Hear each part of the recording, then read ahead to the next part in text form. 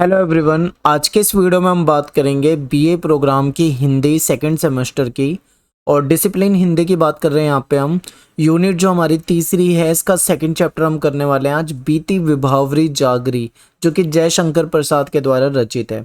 DU regular, SOL और NCWEB तीनों जगह ये वीडियो काम आएगी। सिलेबस जो है वो तीनों जगह सेम है। एक बार सिलेबस देख लीजिए। आपकी जो तीसरी यूनिट है इसका हम चैप्टर सेकंड करने वाले हैं जयशंकर प्रसाद। ये छायावादी हैं, ठीक है। छायावाद विचारधारा के कवि हैं और इम्पोर्टेंट है। ये पेपर में आपके बहुत ज़्यादा पूछा जाता है। अभी तक जो मैंने आपको बताया था उसमें अगर मैं सबसे ज़्यादा इम्पोर्टेंट कहूँ तो वो ये चैप्टर है, बीती विभावरी जागरी का प्रतिपाद्य जो है वो आपके पेपरों में बहुत ज़्यादा पूछा जाता है। तो इसको बिल्कुल अच्छे तरीके से देखना है, याद रखना है। अगर आपको कुछ पूछना हो तो आप मुझे मैसेज कर सकते हैं। एकलव्य स्टडी पॉइंट ये मेरा यूज़र नेम है और इंस्टाग्राम पे आप मुझे फॉलो कर सकते हैं, वहाँ पे मैसेज कर सकते हैं। तो चलिए स्टार्ट करते हैं वीडियो को। सबसे पहले हम बात कर लेते हैं जयशंकर प्रसाद के जन्म की। तो इनका जन्म जो है वो 1889 में हुआ था, 89 में, और इनकी मृत्यु जो है वो 1937 में हुई थी, ठीक है। अब बात करते हैं कवि परिचय। तो जो जयशंकर प्रसाद जी हैं इनका जन्म 1889 में कहाँ पे हुआ था? काशी में हुआ था। तो ये इंपॉर्टेंट है, याद रखना है। पारिवारिक कठिनाइयों के कारण ये जो अपने जयशंकर प्रसाद जी थे ये अपनी विद्यालयी शिक्षा नहीं प्राप्त कर पाए ज़्यादा, केवल मात्र 8वीं कक्षा तक ही ये विद्यालय से शिक्षा प्राप्त कर पाए। लेकिन इन्होंने स्वाध्याय यानी सेल्फ स्टडी खुद खुद से पढ़ाई करी। किस चीज़ की? संस्कृत की, पाली, उर्दू, अंग्रेजी, इन सब भाषाओं का इन्होंने स्वाध्याय अध्ययन किया, यानी कि खुद से अध्ययन किया। साहित्य का इन्होंने बहुत गहन अध्ययन किया था और इनके परिवार में प्रारंभ से ही साहित्यिक वातावरण था, क्योंकि जो इनके पिताजी थे वो साहित्य प्रेमी थे। वो क्या करते थे? घर पे साहित्यिक गोष्ठियां करते थे। तो इसीलिए जो ये जब ये शैशव अवस्था में थे, छोटी उम्र में थे, तब से ही इनके मन में साहित्य के प्रति जो इंटरेस्ट था, जो रुचि थी, वो जागृत हो चुकी थी। फिर आगे चल के इन्होंने वेदों का, पुराणों का, इतिहास का, पुरातत्व साहित्य और दर्शन शास्त्र का बहुत गंभीर अध्ययन किया। तो आप ये कह सकते हो कि ये वेद, पुराण, इतिहास, पुरातत्व साहित्य, दर्शन शास्त्र के प्रकांड पंडित थे। आप ऐसा भी कह सकते हो क्योंकि विद्वान हैं। प्रसाद जी जो थे वो बहुत ही सौम्य, बहुत ही शांत और एक गंभीर प्रवृत्ति के व्यक्ति थे। ये बहुमुखी प्रतिभा के धनी थे, यानी कि आप इन्हें बहुत ही टैलेंटेड व्यक्ति मान सकते हो। मूलतः ये कवि थे, लेकिन इन्होंने नाटक भी लिखे हैं, उपन्यास भी लिखे हैं, कहानियां भी लिखी है, निबंध भी लिखे हैं, ठीक है। यानी कि अन्य विधाओं में भी इन्होंने रचनाएं जो है उसका सृजन किया है। इनकी कविताएं, कहानियों में भारतीय संस्कृति और जीवन मूल्यों की झलक मिलती है। अब बात करते हैं प्रसाद जी की प्रमुख रचनाओं की। तो इनकी प्रमुख रचनाएं देखिए, ये है अजातशत्रु, स्कंदगुप्त, चंद्रगुप्त, राजश्री, ध्रुव स्वामिनी, कंकाल, तितली, इरावती, आंधी, इंद्रजाल, छाया, प्रतिध्वनि और आकाशदीप, काव्य और कला, झरना, आंसू, लहर, कामायनी, कानन कुसुम, प्रेम पथिक। इस तरीके से ये जो हैं ये सारी की सारी इनकी क्या है? महत्वपूर्ण रचनाएं हैं। अब बात करते हैं बीती विभावरी जागरी, जो इनकी कविता है, जो इनका काव्य है, इसकी क्या इसका महत्वपूर्ण है, इसका क्या संदेश है, इसका क्या प्रतिपाद्य है।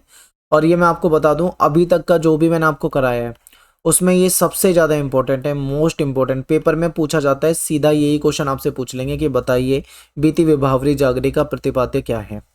तो इसमें क्या कंटेंट है ये हमें समझना है। तो देखिए इसकी विषय वस्तु क्या है। तो बीती विभावरी जागरी जो है ये प्रातःकालीन सौंदर्य का चित्रण करने वाली एक कविता है, यानी एक ऐसी कविता है जिसमें जो सुबह होती है, जब सूर्य निकलता है, उस समय का जो सौंदर्य होता है, प्रकृति सौंदर्य होता है, उसका चित्रण इस कविता के अंदर किया गया है। तो जब सुबह सूर्य निकलता है तो क्या होता है वो इसमें बताया गया। तो देखिए समझते हैं। इसमें कवि कहते हैं कि ऊषा काल के समय प्रकृति के विभिन्न उपादानों का जो क्रियाकलाप होता है, यानी जो सूर्य निकलने के बाद जो क्रियाकलाप है उसका वर्णन किया है। जैसे कि प्रातःकाल सूर्योदय के साथ ही रात का अंधेरा जो है वो कम होने लगता है, ठीक है। फिर क्या होता है? आकाश में छाए सभी नक्षत्रों की दीप्ति क्षीण होने लगती है। आप देखते हो रात में जो तारे वगैरह होते हैं वो चमकते हैं, लेकिन जैसे ही सुबह होती है तो इसकी रोशनी क्या होती है? कम होने लगती है। पक्षी जो होते हैं वो अपने अपने घोंसलों में सूर्य की पहली रश्मि, यानी जो सूर्य की पहली किरण होती है उसका आगमन होते हुए देखते हैं और फिर वो कलरव करने लग जाते हैं, यानी कि पक्षी चहचहाने लग जाते हैं। सारा वातावरण जो है उनकी मधुर ध्वनि में, यानी जो पक्षियों की मधुर ध्वनि होती है चहचहाट की, उससे वातावरण जो है वो संगीतमय हो जाता है। अगर आप कभी गांव वगैरह में या पहाड़ों में आप गए होंगे, शहरों में तो इतना नहीं पता लगता, लेकिन गाँव में पहाड़ों में अगर आप जाते हो गाँव में, तब आपको ये सुनने में मिलेगा। शीतल मंद पवन के झोंकों से लताएं, वृक्षों की डालियां जो है वो झूमने लगती हैं। पूरा दृश्य जो है बहुत ही मनमोहक हो जाता है, आकर्षक हो जाता है। ऐसी सुंदर बेला में वह रमणी जो जो रात होती है उसके अंतिम पहर तक भोग विलास में मग्न थी। आलस्य के कारण आंखें मूंदे सोई हुई थी। ये अपनी कवि जो है यहाँ पे अपने प्रियतमा को कह रहे हैं कि वो रात के अंतिम पहर तक भोग विलास में मग्न है और आलस्य में आंखें मूंदे सोई है। उसके होठों में रात का संगीत और केशों में सुगंधी अभी भी बसी हुई है। कवि युवती से तथा समस्त भारतवासियों से ये आग्रह कह रहा है कि रात्रि जो है अब समाप्त हो चुकी है, अतः जो भोग विलास की जो जो अवस्था थी उसको त्याग कर अपने कर्म में लीन हो जाओ। क्योंकि सुबह जो होती है, तो सुबह हमें क्या होता है, अपने कर्म में लीन होना पड़ता है, पूरे दिन काम करना पड़ता है, फिर रात्रि में हम क्या करते हैं, सो जाते हैं। तो इसी के बारे में बता रहे हैं। फिर कहते हैं कि तथा अपने कर्तव्य को पहचान कर एक नई एनर्जी के साथ, नई ऊर्जा के साथ राष्ट्र के उत्थान के लिए स्वतंत्रता संग्राम में बढ़ चढ़कर भाग लेना, ये कह रहे हैं। क्योंकि आपको पता है कि ये जो कवि थे जयशंकर प्रसाद जी, ये जिस समय के कवि हैं उस समय में राष्ट्रवाद की भावना बहुत प्रबल हो रही थी, क्योंकि अंग्रेजों का शासन था। हर कोई चाहता था कि अंग्रेजों के शासन से मुक्ति मिले। और इसके बाद क्या है कि इस प्रकार यहाँ एक और प्रातःकाल की शांति बेला का चित्रण किया गया है, तो दूसरी ओर जागरण गीत भी है जिसमें समस्त देशवासियों को एक आह्वान किया जा रहा है कि उठो और राष्ट्र के लिए अपने कर्म में लीन हो जाओ। ठीक है, तो ये इसका प्रतिपाद्य बहुत ही आसान है। देखो कुछ भी मुश्किल नहीं है। आपको ज्यादातर 90% जो इसमें सुबह के बारे में बताया कि सुबह जो होती है क्या होता है, जैसे पक्षी चहचहाने लग जाते हैं, रात का अंधेरा कम होने लग जाता है, एक नई एनर्जी, नई उमंग के साथ काम करना चाहिए। तो ये सारी बातें आपको यहाँ पे प्रतिपाद्य में याद रखनी है। अब बात कर लेते हैं व्याख्या की। तो जो बीती विभावरी जागरी है, इसकी 2-3 ही व्याख्या आपकी बुक में दे रखी है, तो आपको ये 2-3 ही याद रखनी है। तो देखिए ये है, मैं यहाँ पे पढ़ देता हूँ। बीती विभावरी जागरी, अंबर पनघट में डुबो रही, तारा घट उषा नागरी, खगकुल खगकुल सा बोल रहा, किस लय का अंचल डोल रहा, लो यह लतिका भी भर लाई, मधु मुकुल नवल रस गागरी। ठीक है, तो ये क्या है, ये पूरी की पूरी लाइन दे रखी है। आपकी बुक में तो केवल इतना ही दे रखा है, लेकिन मैंने ये अलग ले रखा है, तो आप यहाँ से पूरा पढ़ सकते हैं। अब इसकी प्रसंग और व्याख्या को देखते हैं। तो देखिए सबसे पहले बात करें कि ये किसकी रचना है, तो आप कहोगे जयशंकर प्रसाद की रचना है, जो कि छायावाद के प्रमुख स्तंभ है। कौन सी कविता है इनकी, तो आप कहोगे बीती विभावरी जागरी कविता जो है उससे ली गई है। ठीक है, तो इसमें क्या बताया गया है, तो इसमें प्रकृति का सौंदर्य जो है उसके बारे में बताया हुआ है, और जो सुबह का जो मॉर्निंग होती है, सुबह का जो चित्रण होता है वो किया हुआ है। ठीक है, कवि जो है वो अपनी प्रियतमा को जगाता है और कहता है कि पूर्व रात्रि के रस रंग से शिथिल एवं बेसुध होकर सो रही है, कि उसकी जो प्रियतमा है वो सो रही है रात्रि में, और सुबह की जो पहली किरण आती है उसके बाद से वो क्या कहते हैं कि उठो और अपने मतलब राष्ट्र के लिए अपने कर्म में लग जाओ, लीन हो जाओ। ये बातें हैं इसके अंदर। अब बात करते हैं व्याख्या। तो व्याख्या आपको समझनी है। देखो कवि कहते हैं कि रात का अंतिम पहर जो है वो समाप्त हो चुका है। पूर्व दिशा से सूर्य की किरणें जो है संसार को आलोकित करने लगी है, अतः सोने का समय जो है वो बीत चुका है। हे सोए हुए लोगों, आंखें खोलो, नई ऊर्जा से अपने काम में लीन हो जाओ, अपने कर्म में लीन हो जाओ। आकाश में रात भर चमकने वाले जो तारे होते हैं, नक्षत्र होते हैं, उनका प्रकाश भी सुबह सुबह क्या हो जाता है, धीमा हो जाता है। ऐसा लगता है कि जैसे उषा रूपी चतुर नायिका, जो न केवल सौंदर्य और लावण्य से युक्त है बल्कि कर्मठ भी है, वे अपने घड़े को लेकर पनघट पर जल भरने चल पड़ती है। धीरे धीरे सभी तारे जो हैं, तारे रूपी घड़ों को अंबर रूपी पनघट में डुबो देती है। धीरे धीरे सारा संसार जो है क्रियामान होने लगता है। लोग अपनी अपनी प्रवृत्ति के अनुसार अपने कर्म में लग जाते हैं। पक्षीगण जो है वो चहचहाने लग जाते हैं। शीतल मंद जो हवा है वो स्पर्श पाकर नव पल्लव जो है वो झूमते हैं। कोमल जो लताएं होती हैं वो पुष्पित हो जाती हैं। पुष्पों की सुरभि से मतवाले भौरे जो है वो गुंजार करने लगते हैं। तो यहाँ पे पूरा का पूरा प्रकृति चित्रण किया गया है, तो ये आपको समझना था। इसके बाद बात करते हैं इसमें क्या विशेष है। तो देखिए प्रातकालीन बेला का सुंदर चित्रण किया गया, ये आपको पता है। उषा तथा लतिका को नागरी कहकर उसका मानवीकरण किया गया, यानी मानवीकरण अलंकार है। आकाश रूपी पनघट तथा तारे रूपी घड़े में क्या है, रूपक अलंकार है। खग कुल कुल कल में यलक यमक अलंकार है। कुल कुल सा जो है इसमें उपमा अलंकार है, जहाँ पे सा आ जाता है यानी तुलना की जाती है वहां पे उपमा अलंकार होता है। भाषा जो है वो बहुत ही सहज है, स्वाभाविक और प्रवाहमयी है। कवि ने नेत्र बिंब की सुंदर व्यंजना की है। तो ये आप यहाँ पे कुछ विशेष बताएंगे। बात करते हैं व्याख्या की। व्याख्या नंबर 2।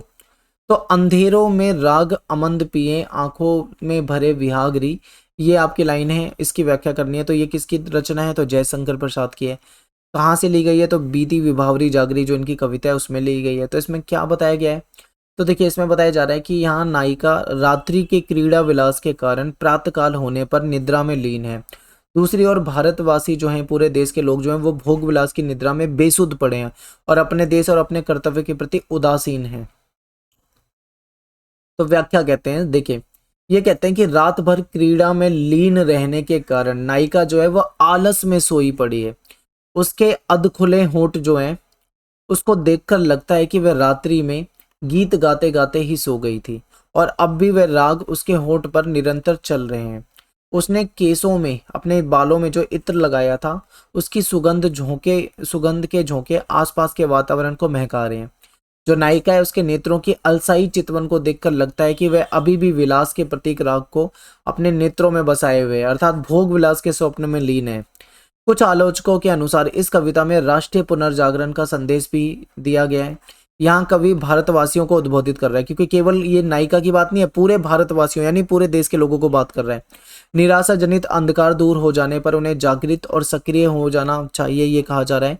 अपने भोग विलास और आलस को दूर करके वर्तमान परिस्थिति को पहचान कर स्वतंत्रता संग्राम में भाग लेना चाहिए, ऐसा कहा जा रहा है। ठीक है, तो इसमें क्या बात है? इसमें बात है कि रात्रि का जो भोग विलास है उसके पश्चात सुबह सभी को अपने कर्म में लीन हो जाना चाहिए, इसका संदेश दिया जा रहा है। अर्ध निद्रा में लीन नायिका के नेत्रबिंब को प्रस्तुत किया जा रहा है कि कैसे उसके नेत्रबिंब है। री के माध्यम से अपनत्व की बोध व्यंजना की जा रही है। भाषा जो है सहज, स्वाभाविक, प्रवाहमयी है। तत्कालीन सामाजिक परिस्थितियों के अनुसार स्वतंत्रता संग्राम में लोगों को लीन होने की बात की जा रही है। कोमलकांत पदावली के भीतर जागरण परक अर्थ की व्यंजना कवि की विशेषता है। ठीक है, तो देखिए यहाँ पे हो सकता है कुछ लाइनें आपको बिल्कुल समझना है यहाँ पे, तो यहाँ पे आपको आसानी से कैसे लिखना है विशेष, ये समझिए। कुछ पॉइंट ऐसे हैं जो कॉमन है, जो सब जगह चलेंगे, आप किसी की भी व्याख्या में लिख सकते हो। ये वाला पॉइंट कि भाषा जो है वो सहज है, स्वाभाविक है और प्रवाहमयी है। ठीक है, अलंकार अगर आप पहचान पा रहे हो कौन से अलंकार है तो अलंकार लिख सकते हो कि इसमें ये अलंकार है। ठीक है, और आप ये क्या बताया जा रहा है उसमें, तो 2 लाइनों में तो आप ये बता सकते हो कि भोग विलास के बाद सुबह कर्म में लीन होने की बात की जा रही है। इतना तो समझ में आ ही जाता है व्याख्या से। तो 2 लाइनें आप ये लिख सकते हो, 1-2 लाइनें भाषा के ऊपर लिख सकते हो। तो इस तरीके से 3-4 लाइन भी लिख दोगे तो बहुत होता है। जो टफ लैंग्वेज है, जो आपको नहीं समझ में आती, तो उसको ज़्यादा समझने की और ज़्यादा उसको लिखने की जरूरत ही नहीं है। सिंपल जो आपको समझ में आए आप वो लिखें। और यहाँ पे हमारा जो वीडियो आज का खत्म हो जाता है। छोटा था ये, बीती विभावरी जागरी। ठीक है, ज़्यादा बड़ा नहीं है।